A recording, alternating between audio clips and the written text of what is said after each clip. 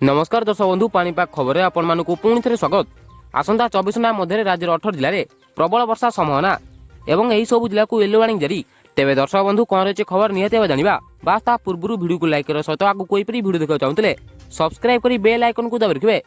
बंगोपसागर सृष्टि घूर्णिबलय गतकाली लघुचाप रूप नहीं उत्तर पश्चिम पार्श्ववर्ती पश्चिम केन्द्रीय बंगोपसागर तत्संलग्न दक्षिण ओडिशा एवं उत्तर आंध्र प्रदेश उपकूलस्थ समुद्र में सृष्टि होता लघुचाप फल राज्यव्यापी विभिन्न स्थान में प्रबल वर्षा हो पारे बोली आकलन कर पाणीपाग केन्द्र। सेहीपरि आगामी 24 घंटा 18 जिला को प्रबल वर्षा नहीं येलो वार्निंग जारी कर पाणीपाग केन्द्र।